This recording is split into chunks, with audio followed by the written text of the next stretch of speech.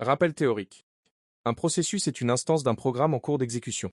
Chaque processus possède un identifiant unique. PID, un processus parent, PPID, un propriétaire, utilisateur groupe, un état, running, sleeping, zombie, stopped, et consomme des ressources, CPU, mémoire. Le noyau Linux organise les processus en arborescence. Tout descend de PID 1, init ou systemd. Le mental model à retenir, sous Linux, tout est visible. V.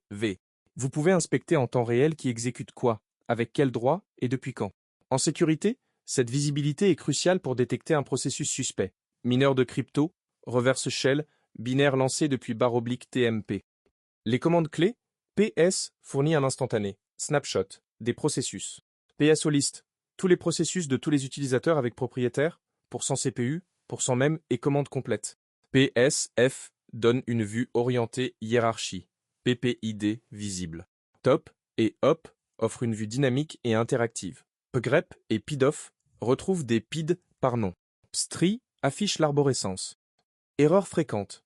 Confondre PS au syntaxe BSD et PSF syntaxe Unix. Oubliez que P, c'est un instantané figé. Un processus court peut disparaître entre deux appels. Filtrer avec grep sans exclure la ligne du grep lui-même.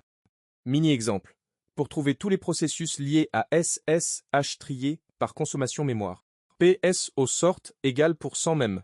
grep S H H. Le crochet S évite que grep se liste lui-même dans les résultats. Moins. Énoncé D U workshop. Vous êtes analyste sur un poste Linux potentiellement compromis. Votre mission, construire une méthodologie reproductible pour lister, filtrer et interpréter les processus actifs, afin d'identifier tout comportement anormal. Ce workshop prolonge directement les compétences acquises sur les permissions, les propriétaires, chown, CHERP et l'introduction à PS du chapitre précédent. Vous produirez un rapport structuré démontrant votre capacité d'analyse. Étape 1. Reconnaissance de base.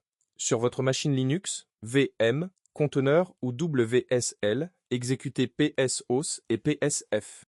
Documentez les différences entre les deux sorties et expliquez à quoi correspond chaque colonne, usée, PID, PPID, % CPU, % mem, stat, start, time, commande. Identifiez le processus PID 1 et justifiez son rôle. Étape 2.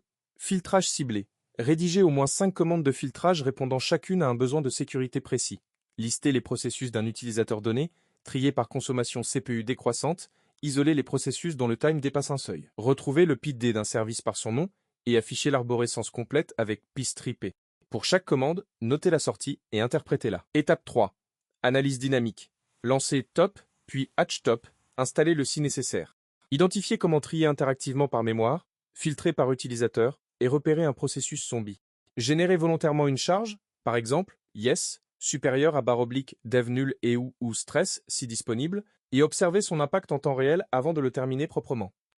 Étape 4. Chasse au processus suspect. Simulez un scénario. Lancez un script simple depuis /tmp, par exemple un slip 600, et renommé. Écrivez une commande qui liste tous les processus dont le chemin d'exécution ou le répertoire de travail semble anormal. Indice, explorez /proc inférieur à PID supérieur à /cwd, /proc inférieur à PID supérieur à /x, et LSL proc inférieur à PID supérieur à /. Croisez ces informations avec le propriétaire du processus et ses permissions.